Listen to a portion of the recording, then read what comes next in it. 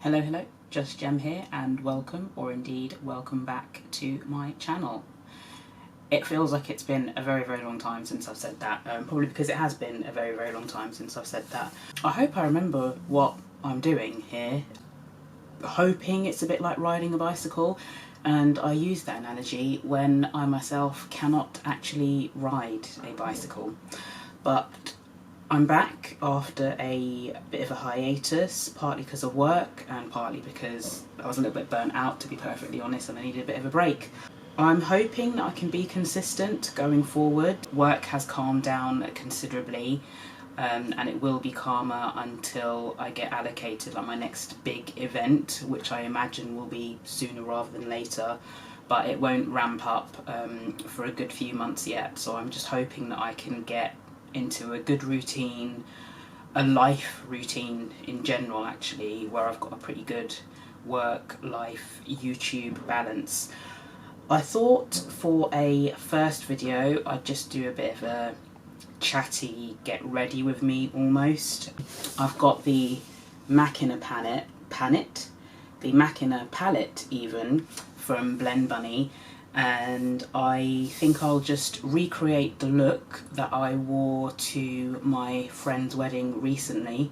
So it's not a review as such. I've not used this palette on my channel. The first time I used it was for this wedding, and I think it's a good palette to use because it's new-ish, but it's not going to be a review as such. It might follow mostly the review format that I'm used to doing, but other than that I thought it would be a good palette to use while doing a bit of a chatty get ready.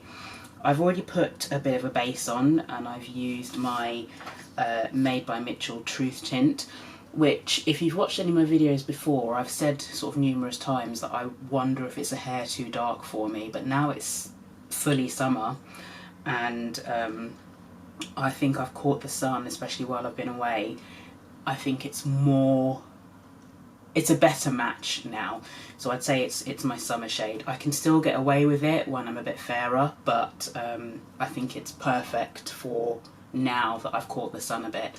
And I've also primed my lids, just because that's boring, and I pretty much prime my lids in the same way I always do, using this bad boy here.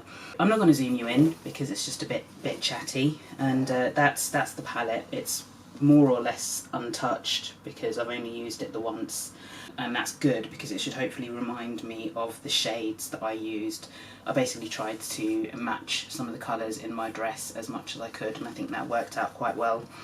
I'm also going to apologise yet again for the lighting situation, because I'm using natural sunlight and the sun is playing the hokey cokey with the clouds once again, but I can just, if I feel it's getting too dark, like now, I can knock it.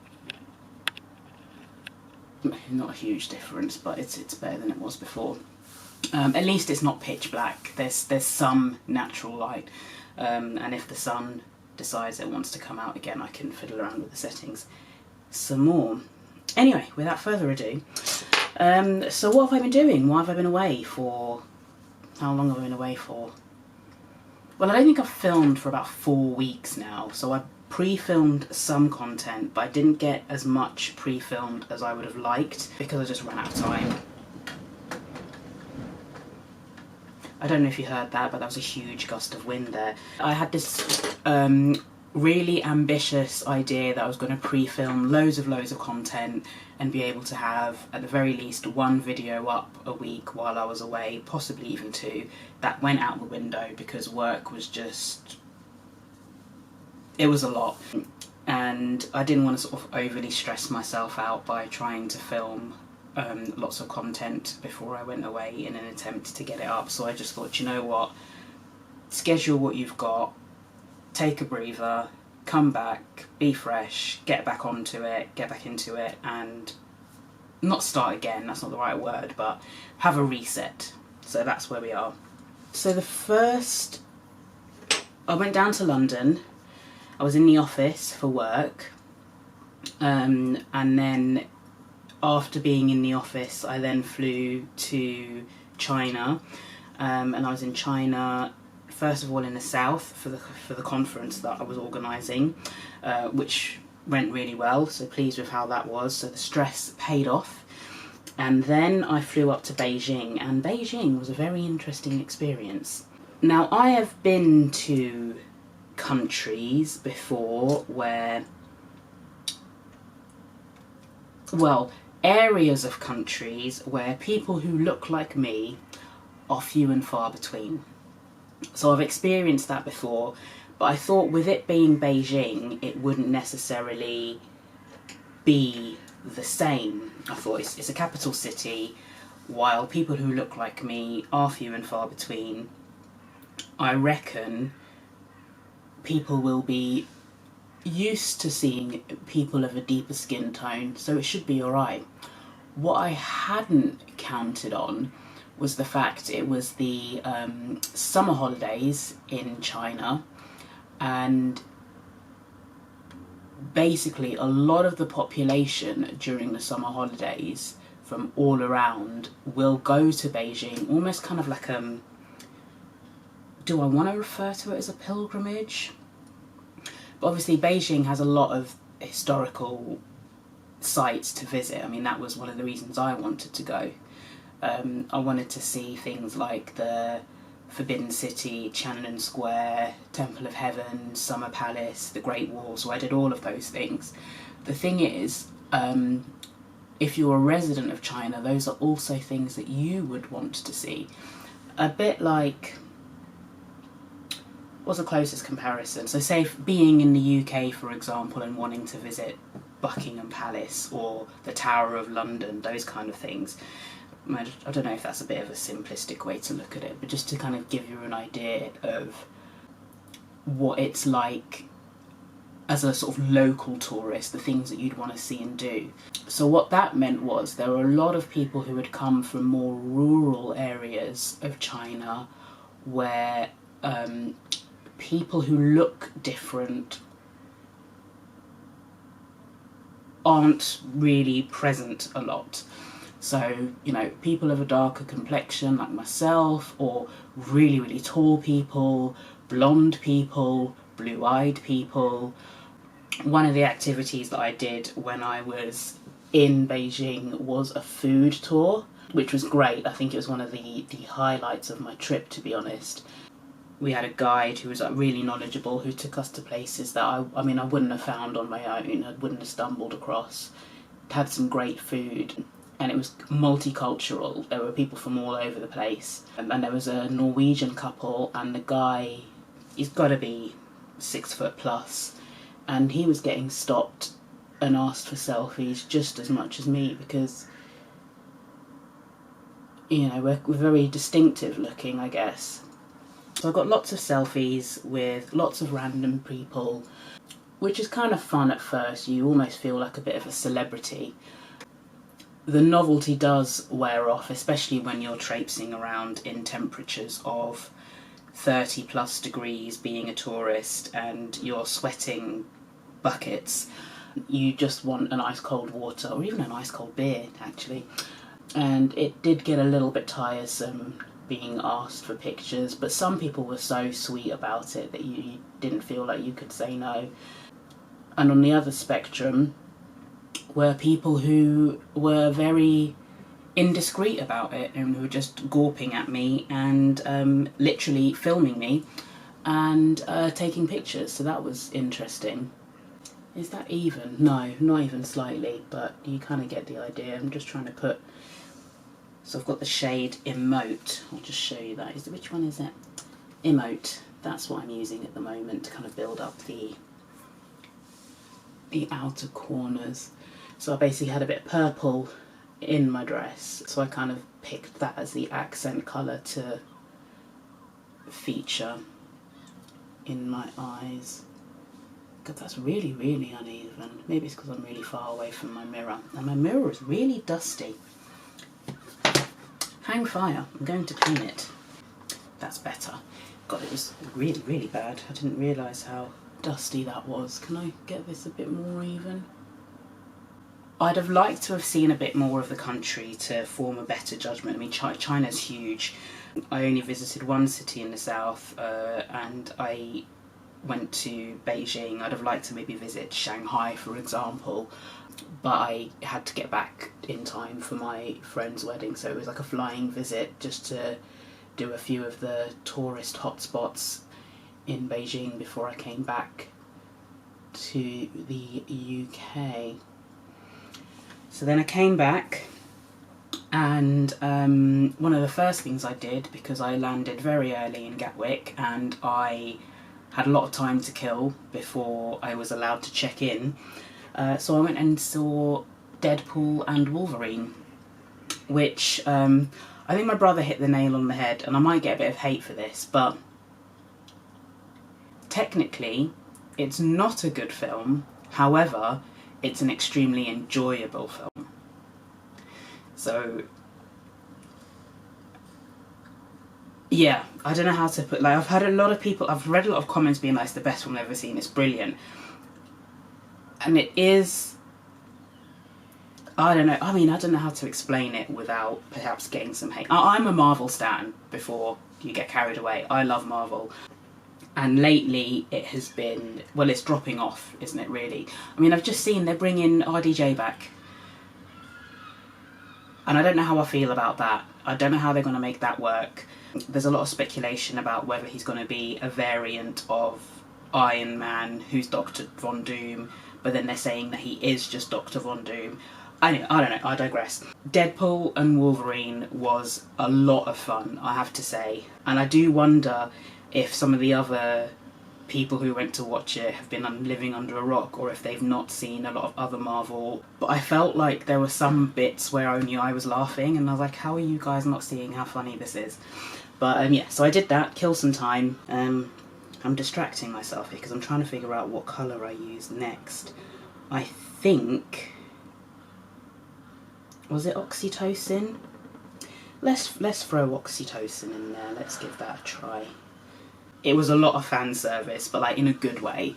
And I mean, I don't know if that means that like Marvel's gonna be heading back on track.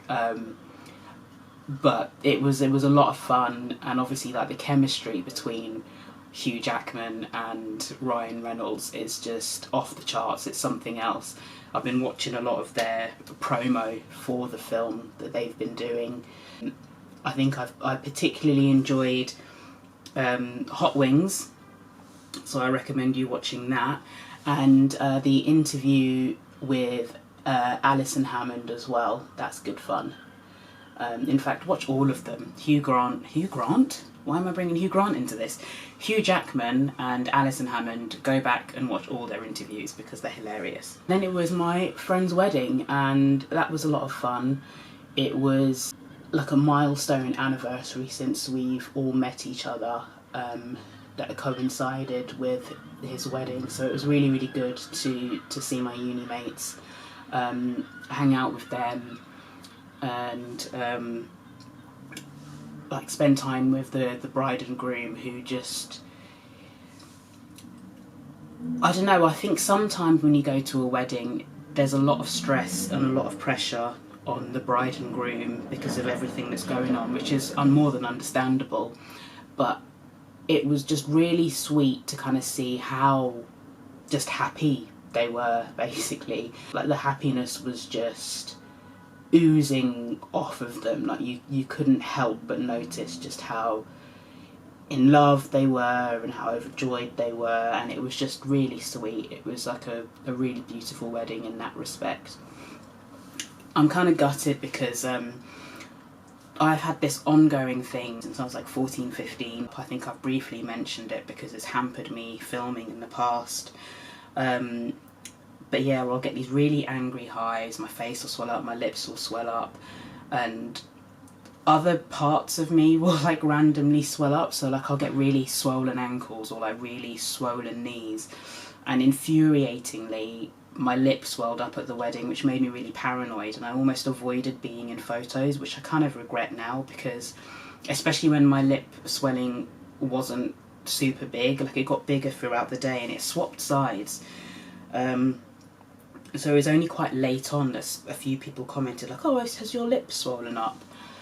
So obviously they hadn't noticed as much as I thought they would. I guess it's more obvious to you when you sort of see yourself all the time. So the minute something changes, you're aware of it straight away. And it just made me really paranoid. I mean, my uni mates often joke about how I'm pretty miserable most of the time anyway, so to them I probably just came across as being really, really miserable, but I wasn't. I was actually having a really good time, but I was thwarted because the swelling that I got in like my ankles and my feet was excruciating at one point. So I took some painkillers and they kicked in, and I was able to kind of have a bit of fun and a bit of a dance, a bit of a boogie. But then they kind of wore off, and I got a bit grumpy again. So that was really I was really infuriated by that. That really, really pissed me off. Because it's been really good lately. That was a little bit annoying,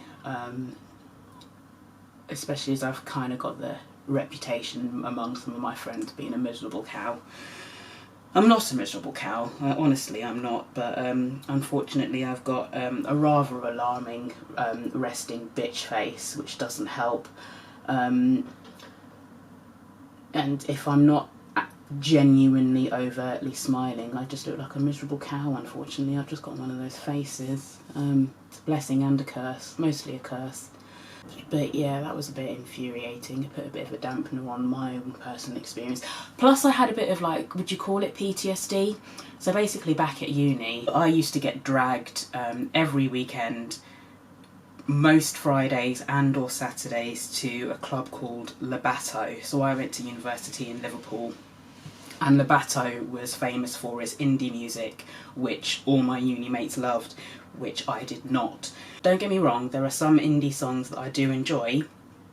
However, an entire night out of just indie music is a lot. And it was not my idea of a good time, but I was quite frankly outnumbered. And at the wedding reception, for the dance bit where the DJ was involved, it was basically like a night out at Labato for me, which was my idea. Well, hell's a bit extreme, but not necessarily my idea of a good time, at least not for like 3 solid hours anyway.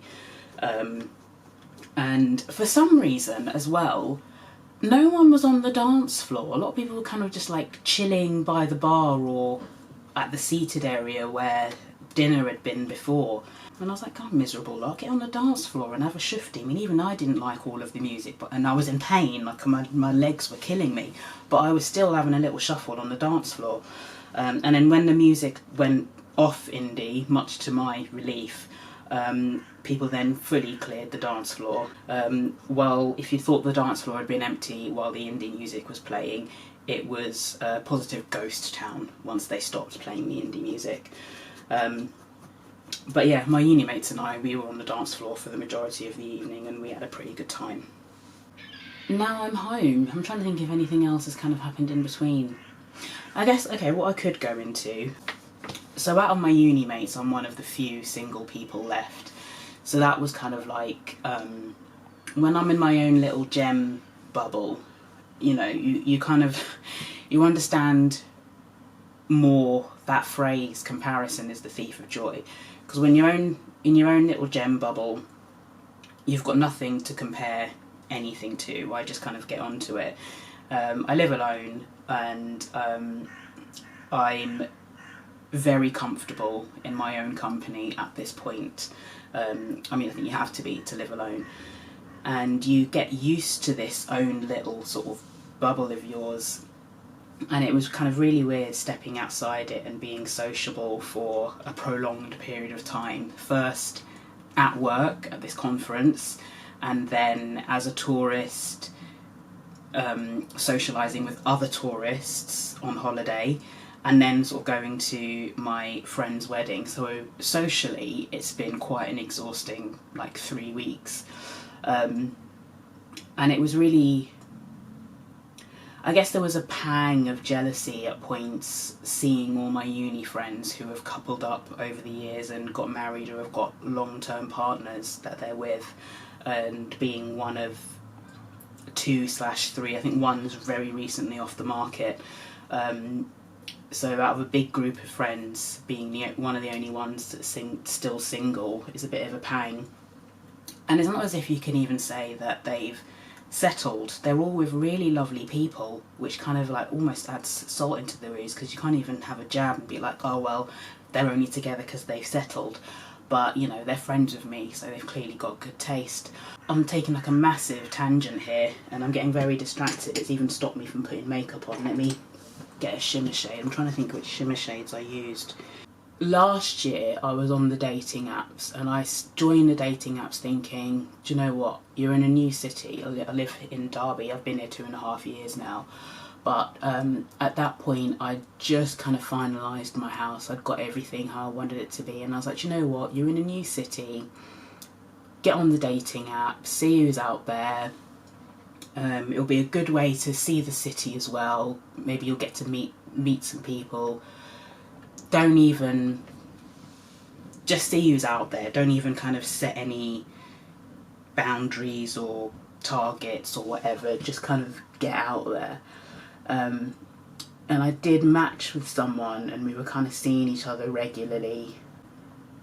And then I started to get annoyed that we hadn't defined anything from the start. It's like literally the first like online date I've been where really early on I haven't been like, what are you looking for?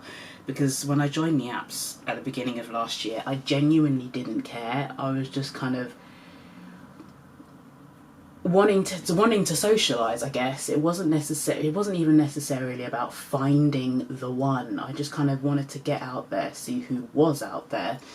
So I wasn't really that bothered about what someone was looking for long term, because I guess I wasn't looking for anything long term. Let's just tidy that up a little bit. So yeah, I matched with someone, got on, was seeing each other, seeing each other might be a bit overly formal for what it was, but it went on for a while. Me being me, caught some feels, said so, ruined it. Long story short, that kind of died a death. And then when I went back onto the dating apps this year, I think at the very, very beginning of the year I wasn't ready to go back onto the dating apps, if I'm perfectly honest. I think I would be ready now, but I don't actually have any interest in it. Like, I think I'm just taking time out. You know, I've started my YouTube channel this year and I'm really, really enjoying it. And you guys who watch and who comment, I mean, there's not many of you, but I love reading your comments, and I love the fact that you're watching, you're taking the time to watch, and that you seem to be enjoying what I'm putting out there. So it definitely motivates me to keep going. Did I use this pink? I can't remember if I used this pink, but I'm using it now.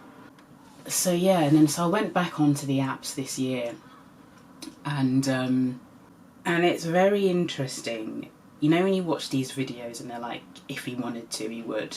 It's just, it was an experience kind of going on dates with people who actually genuinely seemed to like me and were interested. And it was kind of surreal being the one who wasn't interested. So there were like 3 guys I kind of very briefly dated this year. The first guy wasn't necessarily my usual type, considered older than me. I think that the biggest age gap I've kind of explored. 2 kids, which is standard at this point in the dating game, and not an issue for me at all. I don't want my own, but I don't mind if someone else has already got kids. He was refreshing because he was very much what you see is what you get. And I think that's because he's a bit older, he's almost a bit old school. So I think that's what led to the kind of what you see is what you get. And that was one of the things I really, really liked about him. But I got the ick because he came to mine, and when he went to the loo, he left the toilet seat up. And I'm thinking, this is a date. I live here as a single woman. And when you have gone to the toilet, you have seen that both lids, in fact, are down. Not just the seat, but the lid is down, because that's how I keep my loo as standard. And when I went after him and he'd left the toilet seat up, it just gave me the ick. If you can't even kind of adjust just visiting someone who's like a female friend's home, it just didn't sit right with me. It didn't set the tone. And he was a terrible kisser. He just was. TMI? I don't know, tell me.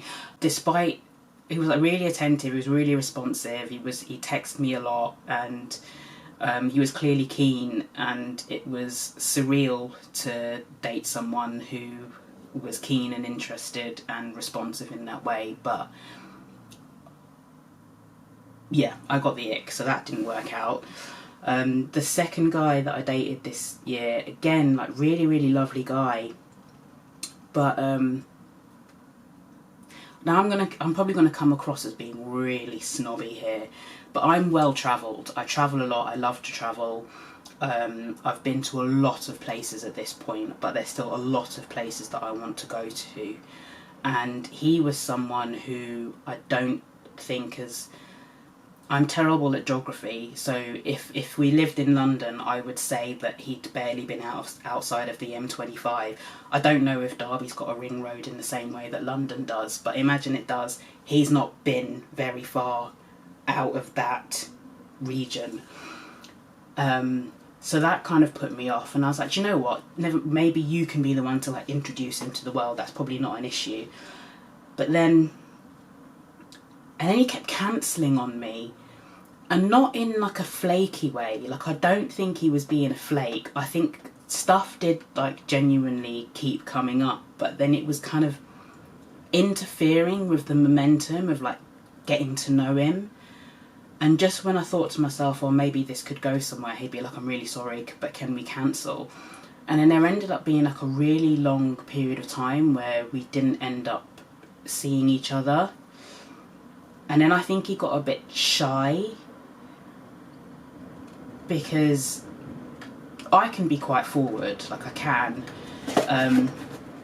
but because I wasn't sure how I felt about the situation, and I couldn't decide how much I liked him and if I wanted to keep going, I didn't want to make a move and give him the wrong idea. So basically the ball was effectively in his court if he wanted to make a move. I remember he came over, we watched a film, and I was waiting for him to make a move. I was willing him on to make a move, because I knew in my head that if he did and sparks flew, then it was good, it was all golden. But I knew that if he didn't, that would like spell the end. And he didn't. And then he kind of messaged me afterwards being like, oh, I really wish I'd kissed you. And then I was just kind of like, yeah, I'm really sorry, this isn't gonna work. And I felt really, really bad, because same thing, really attentive, messaging constantly, like a lot. Like I'm again not used to that level of communication, which brings me on to the last guy that I was seeing. I've taken a very wild tangent here. I wasn't going to go down this route, but I've started, so I'll continue. So the last guy I was seeing, I don't think I've ever wanted to like someone as much as I wanted to like this guy. Like, you know, if you've got a list and you're like ticking boxes, he was just like tick, tick, tick, tick, tick, tick. Like I thought, like if he met my family, he'd be able to hold his own, because African family gatherings can be pretty full on. He was intuitive, again really communicative. Like he would call me, which to most of you, if you're dating or you're with someone and you've been with them long term, you might be thinking, well, of course he would call you. People don't call these days, but he did call. And I think in the beginning I was really standoffish because I wasn't used to that level of attention. And I kept having to tell him, just being like, I have to apologise because this is alien to me. Like, this level of interest and someone who regularly calls me is not behaviour that I'm used to. Ignore me, you know, snub me, fail to respond to my text messages. This is the kind of behaviour that I'm used to. But message me every morning to say hello, and then message me throughout the day, and then call me at the end of the day. Like, what is this? What is this? I don't know if I was a bit suspicious or reserved, or I don't know, but that level of interest threw me. And again, if he wanted to, he would. And I think it caught me off guard a little bit. But I don't know, there was, as sweet as he was, and as lovely as he was, and as attentive, and as many boxes as he was ticking, there was just not that spark. And is that cliche to say that a spark was missing? Probably, I don't know. Yeah, I'm supposed to be doing my eyes. I've completely forgotten that I'm supposed to be doing this. I think this looks better than when I did it at the wedding. This sod's law, isn't it? I'm not even concentrating, I'm jabbering on more than I'm applying makeup, but this still seems to look better than when I did it for the wedding. But yeah, I've never wanted to like someone as much as I wanted to like this guy, like honestly. And in the end, he's the one who knocked it on the head. I think he's when I say he's intuitive, he's really intuitive. Like he knew that I wasn't feeling it, and there was a part of me that thought, in time, there's like, I'm 70% sure I'd have got there, but at the risk of that 30% winning, I don't think it was. Like, I didn't want to lead him on in case that 30% ended up being the percentage that won. But yeah, it's about to. I mean, I think I've sworn already, but I'm trying not to swear. But yeah, it's just one of those things. But I think a combination of being treated like shit last year versus being treated like a human worth attention this year, I think has helped me hone in a bit more on what I'm looking for. But at the same time, I don't think I'm going to be necessarily looking for a little while. I'm quite enjoying just being in my little gem bubble and popping my head up to socialise every now and again. I say that having organised a date for tomorrow. I guess I'm half-heartedly still on the apps because, nothing else to do, might as well. I don't feel like I'd settle in the way that I think I would have settled in previous years of being on the apps and swiping left and right and mind-numbing, repetitive conversations, half of which die a death and go nowhere. I've definitely learnt more about what I want and what I should expect, really. And the bar has been raised. The bar has definitely been raised. It was in the floor before. Now I kind of know what guys are capable of when they are interested in. I expect when they're interested in you, I expect nothing less. So while it didn't work out with the 3 guys I happened to go on a date with this year, I think they've educated me. And I know what to accept going forward. Yeah, that's way better than at the wedding. Like, seriously, it's probably because I was so conscious of making it perfect at the wedding that I overthought it, and then went overboard. That was a massive tangent. First of all, starting on what I've been doing while I've been away, and then going into my love life, which I wasn't expecting to do, but there we go. While I finish off my eyes, now that I'm nearly done and I have rambled on, hopefully I haven't bored you half to death. But what would you like to see me film going forward? I know what I've got planned for my next couple of videos of being back, but do let me know what kind of things you would like to see. Like if a product ever comes out and you think to yourself, ooh, I mean, I don't know why there's hundreds and possibly even thousands of creators online at the moment, but if a product ever comes out and you think to yourself, ooh, is that the right colour? Yeah, I wish Gem would review that. Either comment on YouTube or go and find me on Insta and TikTok. Handle's the same. DM me. Gem, I've seen this palette. I think it looks great. I'm curious what you think about it. Or Gem, you're a similar skin tone to me. I want to see what these shadows would look like. I want to see what that lipstick would look like. I want to see what that blush would look like. Do you mind doing a review? There's not too many of you, so there's a good chance I will be able to oblige and take one for the team. I'm not saying I'll do this all the time. I'm going to have to be at least mildly curious about the product myself. I'm not made of money, folks.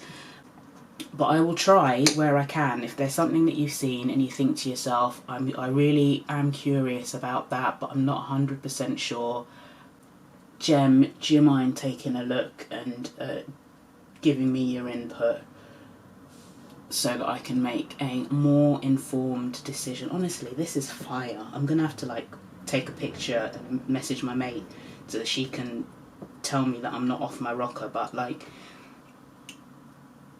I am pretty sure that this is way better than how I did it for the wedding. Typical.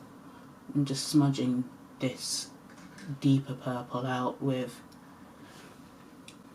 Oxytocin, which is a lovely, I mean, I don't know what you would call that. Just to show you the shades I've used, I've kind of run through them. So I've used, what's this one? So Emote was the deep purple I used on the outer edge. Then I went in with, I want to say it was Oxytocin, yeah. Oxytocin, which is this shade here. So that's the shade that I brought in, and it's basically my transition shade. I think I also used Glitch on the day of the wedding. Lord knows what I used that for. The two pink shimmer shades I've used are Mortality, which is this one here, and Conduct, which is that shade here. And in the inner corner highlight is this silver called Switch. And this is what we've got. Something I purchased recently, which I used at the wedding at the wedding, is this Huda blush. I can't remember what the name is called. Blush Filter Liquid Blush in Black Cherry. So I had a bit of a cheeky test in Boots, and I loved this colour, so I picked it up. And this is what I used as my blush on the wedding. I think it says like 2 dots, but no, more. And don't judge me for how dirty my brushes are. I've just been back from travelling. I have not yet had a chance to wash them, but on my long to-do list is wash brushes. So even this is popping more than it did on the day of the wedding. Like, what is going on? Put a bit more. I think I've put on about 10 dots rather than 3 or whatever minuscule amount it tells you to put. Or is it just I've got better lighting here? You wouldn't think it from the footage, but yeah, look at that. How stunning is that? And I'm not normally, like, I don't own many Huda products. I think I've got one big palette, a few of her 9 pans. Do I have any lippies? Maybe a liquid lippy here or there. But generally, Huda is not a brand where I have a lot of the products, but this blush, seriously, Refa, why? I love you, but you shed so much. Oh. But yeah, that's just a beautiful blush. 1, 2, 3, one up there. Actually, no, I'm just curious, because let me just see what this amount looks like. Actually, to be fair, 3/4 dots is fine, but I have a face that eats blush, so I always go ham. Yeah, I've got a bit more on this side to even it out now though, don't